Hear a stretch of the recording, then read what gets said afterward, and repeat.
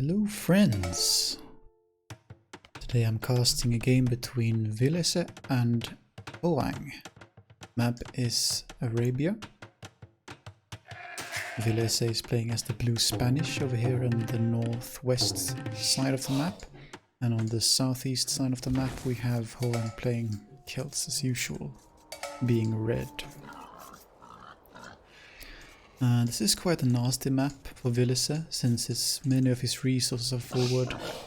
Both of his boars are forward. That's quite scary, especially against Hoang, who usually steals a boar, doing his Hoang strategy, which is quite infamous. See, both the main stone and the one secondary stone is forward for Villese, as well as his main gold. And this is quite usual nowadays with Arabia. We also see some hills in the middle, but not that much hills in front for Villese as there might be nowadays in Arabia. But for Hoang there is a bit more hills. Hoang's map is much more advantageous with the secondary gold pile to the rear. He has one board to the side and one board to the back. Main gold very safe. Nice woodlines. Woodlines isn't that much of a problem for Villese, and we can see, just as we feared, Hoang trying to lame, steal a boar.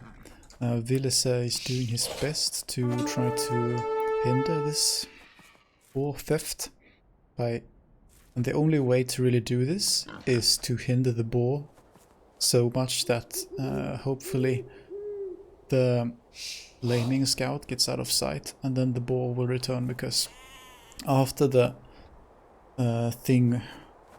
after the unit which the boar is hunting has left the boar's line of sight, then the boar will return. But Hoang is is making sure to keep his scout within the line of sight of the boar. Let's see if we can... Yes, we can actually see the fog of war. So as soon as the red scout leaves this line of sight, then the boar will return.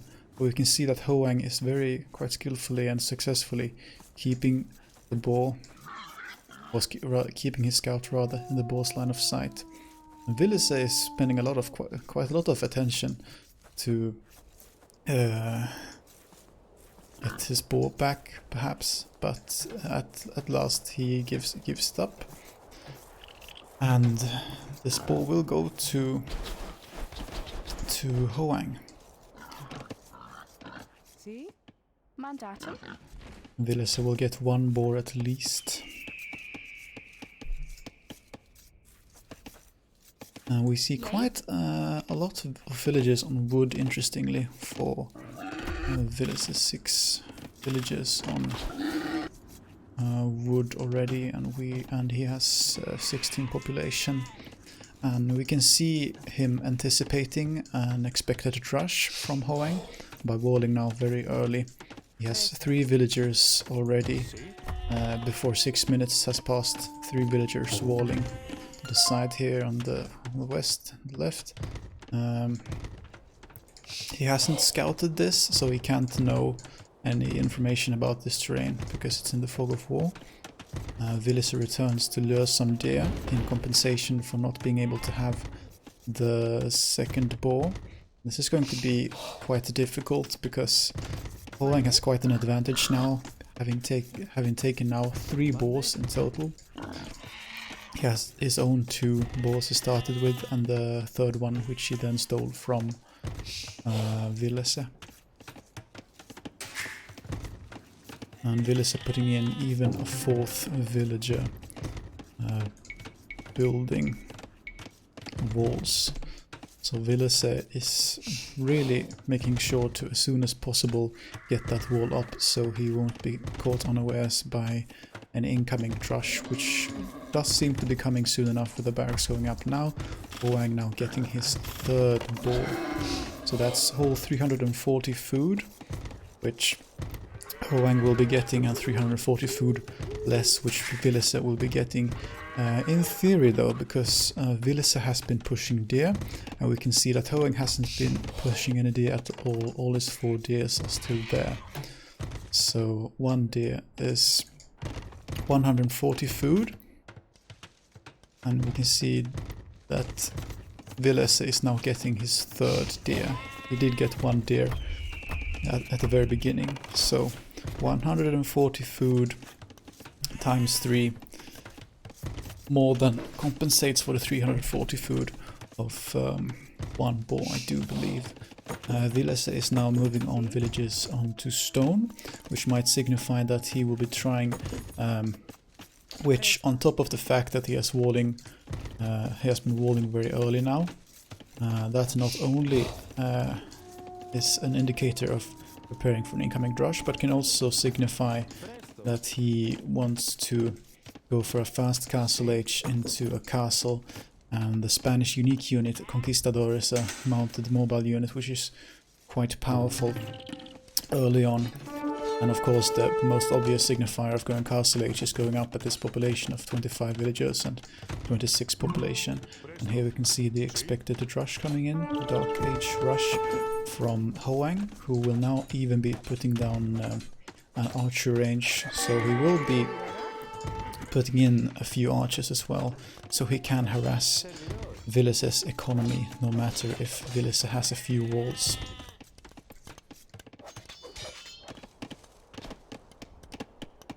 Hoang will be taking these deer as well. They're going to have quite a long way to walk because he has not built a mill. And Hoang looks to be getting through here. We'll be adding a blacksmith here with this villager here. And Villese going for a castle age most probably is not up to feudal age yet. And Villese is quite vulnerable, only walls and not even a barracks. So we might see a full-on naked fast castle age in the sense of just going straight market and blacksmith, probably, since Villese has still not built a barracks yet.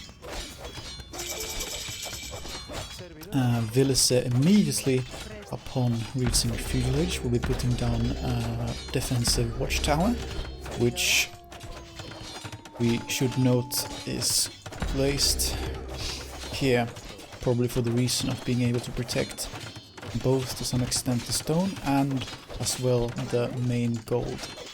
Villese will be putting down a market and the blacksmith as soon as he can afford it, I would expect. You can also see the resources being geared towards only a few 100 stone gold away and a few more 100 food, and that blacksmith marked up, and Villese will be able to click up to the castle age.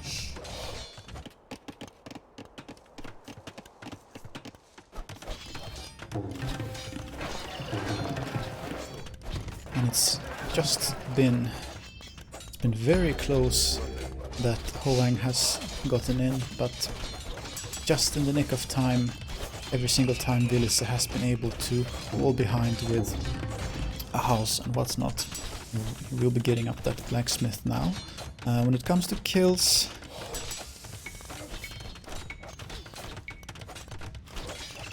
Villese has only lost his one scout, so Villese has not lost a single villager still, which I think is quite impressive considering all the pressure and zero military from himself. But we might be seeing the first kill soon. Yes, there's the second kill of this game, and Villese has now put down a watchtower here in defense against this attempted little extra tower rush on the side here from Hoang, as well as a third watchtower. Yeah, so 3 watchtowers in total in defense.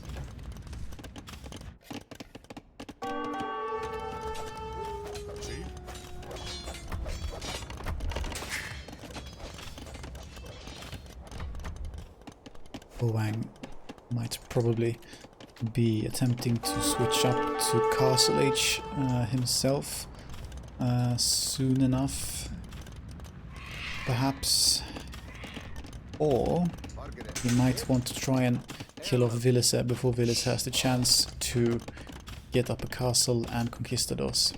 Hoang will be trying to force up this watchtower. Villese reacts immediately by putting forward villagers and destroying that watchtower quite fast. Hoang can't do anything about this because he hasn't built a first tower to defend this tower. This is a lonely tower. and the villagers here are exposed to Villese's tower. So Villese will be able to quite easily take down this watchtower. And these are 6 villagers, so that's quite a lot of villager time being more or less wasted by walking all over to the enemy just to fail at building a forward tower. Hoang did get in here, so at last Villese fails to keep him out at this point.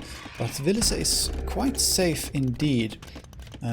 His stone is very safe with 2 watchtowers, his gold is very safe, so all in all I would say these 3 watchtowers were a very good decision. He decided not to try to do anything to defend this and simply abandon this, and in compensation instead he is taking wood from the straggler trees. But on the other hand, castles don't cost any wood, conquistadors don't cost any wood, and he has already gotten up to blacksmith in the market, so the only thing in the near future he will be spending wood on is houses. So, and maybe further down the road a siege workshop, but that was not an immediate worry, and he will now be getting down a castle. I think he did buy some stone to afford it, because he had been spending quite some stone already on watchtowers, but there's not much Hoang can do here, because these resources are still very safe. Villese has now gotten up his castle. Let's see where Hoang has clicked up as well, so Hoang is on his way to Castle Age. But Villese has gone from being quite on the defensive to now being quite a threat against Hoang.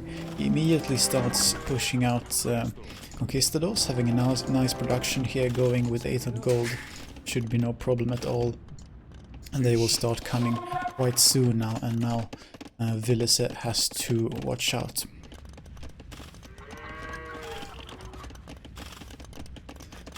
But we can see that Hoang did do his damage. He killed 2 villagers, and he is 4 villagers ahead, but it might just be conquistadors soon coming and getting some revenge.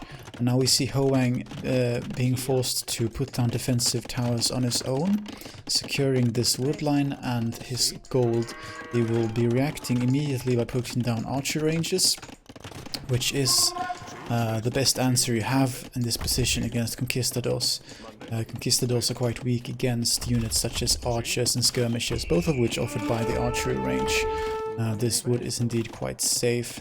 Maybe, just maybe, yes, conquistadors has such a high damage output, they can quite easily one-shot villagers if they are only about 4 of them.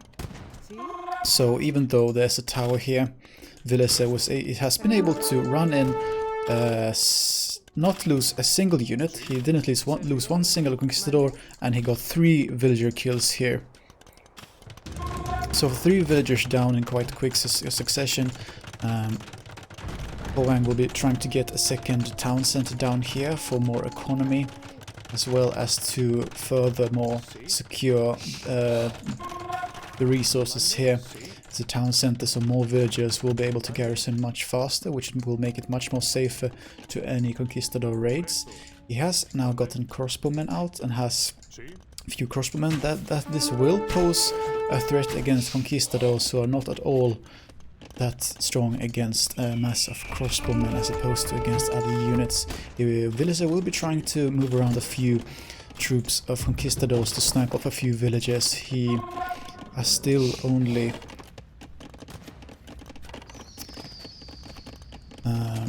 he has managed to kill off quite a few, as we see here down in the KD stats. And this entire game, the only damage so far this entire game that Hoang has been able to manage to deal against, well, quite a few more now. Up until now he had only managed to kill 2 villagers and 1 scout, but there we saw that these crossmen did indeed deal some damage, killing off 4 conquistadors. But now Villese, in response to the archers, has now built a siege workshop and putting out mangonels, making the crossbowmen much less a significant threat. Meanwhile, his economy is thriving quite a lot, and we can see Villese being ahead in villages and by 4 now, the other way around to what I observed earlier. And now, to say the least, Hoang is in a bit of a pickle. So now he has to find response not only to the conquistadors but also to the mangonels. And his first attempted choice to gain some more safety and leverage in this game is building a... my pardon, this is Villese's castle. Of course, I should have seen that immediately by the villagers coming up. So this is indeed Villese trying to do a castle drop. Villese has not been able to put it down yet. Perhaps he will try to relocate the castle. But it's quite a good thing, not only for trying to build a castle, but only for having mangonels that you have villages, because they are able to repair the mangonel, and you could have the mangonels there indefinitely with enough villages and opportunity. And there we saw Hoang calling the GG, and that is the game. And Villese emerges the victor, surviving the early pressure of the Hoang and getting to Castle Age.